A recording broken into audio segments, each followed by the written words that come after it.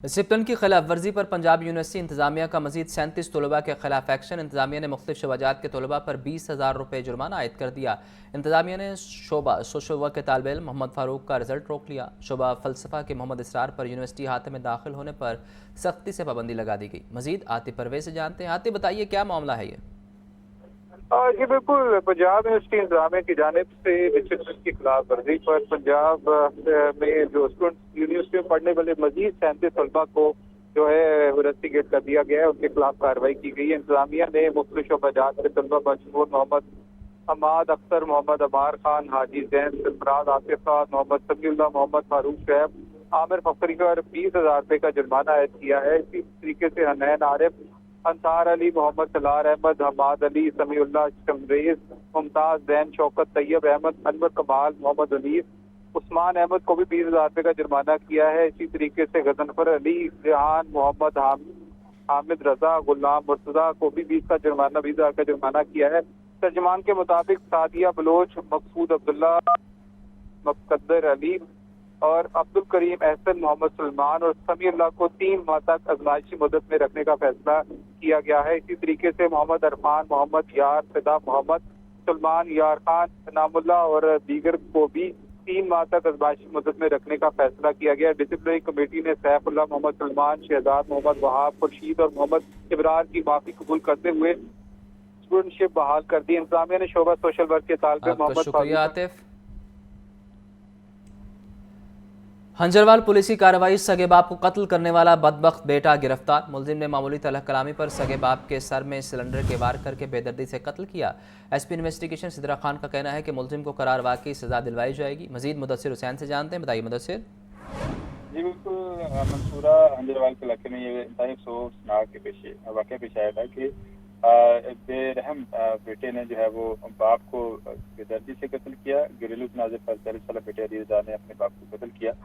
बाप पर शदर के दौरान मुलजिम अली रजा ने सिलेंडर उठाकर बाप के सर पर मारा, जिसके नतीजे में जो है वो 70 साल बूढ़ा बाप शौकत मौके पर ही जाँ बाग हो गया।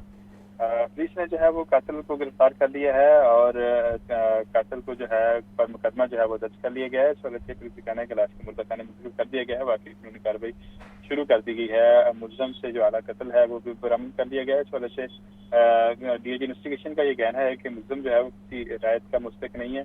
कानून के मुताबिक जो है वो कार्रवाई को आगे बढ़ाया जाएगा और मुकम्मल चालान 302 की दफात के तहत जिसका अदालत में भिजवाया जाएगा और मुलजिम को अदालत से 302 की दफात के तहत जो है वो सजा दिलवाई जाएगी। आपका बहुत शुक्रिया।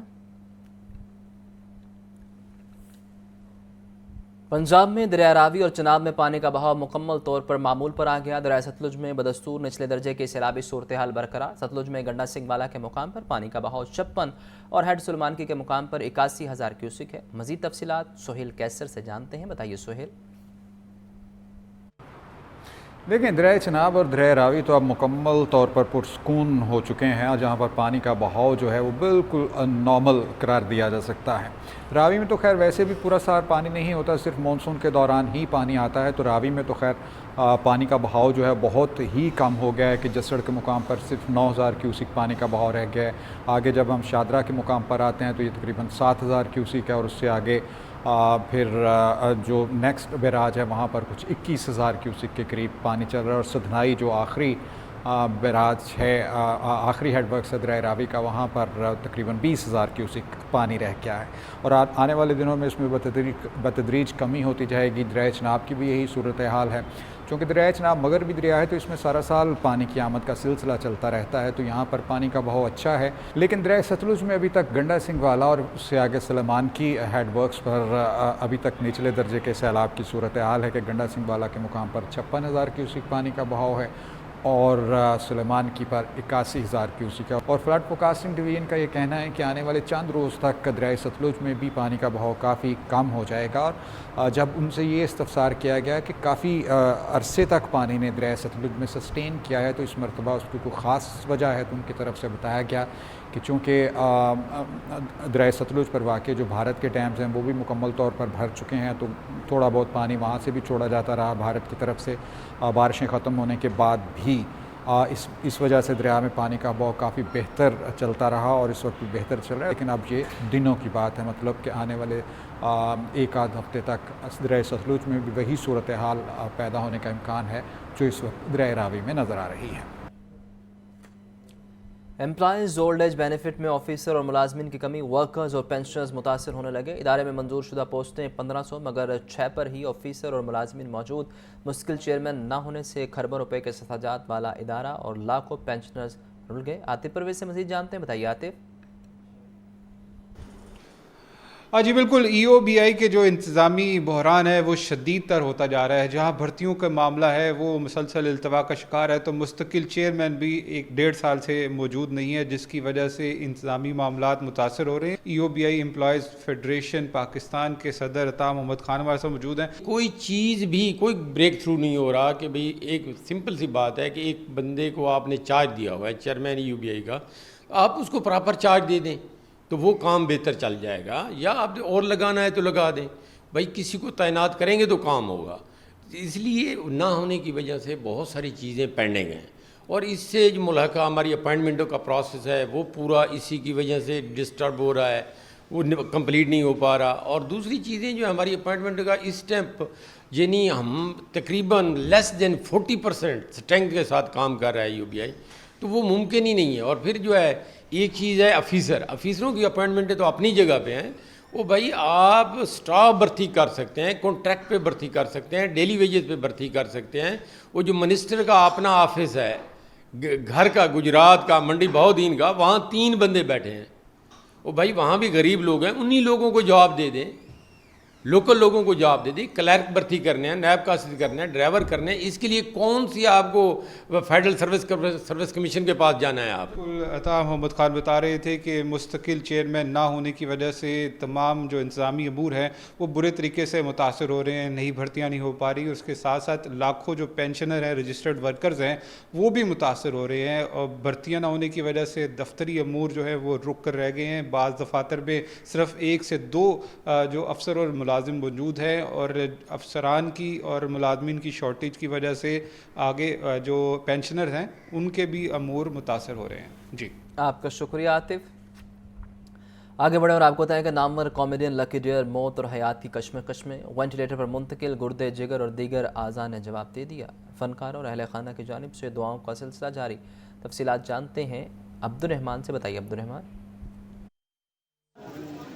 जी बिल्कुल, स्टेज, टीवी और फिल्म के नामवर अदाकार लकी डियर इस वक्त म्यू अस्पताल में ज़ेर इलाज हैं और आज से 8 माह पहले ये फेफड़ों और उसके साथ साथ ज़ियाबतीस की बीमारियों में मुब्तला थे, लेकिन उसके बाद ठीक होने के बाद ये घर मुंतकिल कर दिया गया था। लेकिन एक मरतबा फिर 2 रोज़ कबल इनको म्यू अस्पताल लाया गया है और डॉक्टर की जानिब से ये कहा जा रहा है कि इनका जो जिगर है, मैदा है और इसके साथ साथ जिस्म के दीगर अज़ा जो हैं वो काम करना छोड़ चुके हैं और इस वक्त ये कोमे में हैं।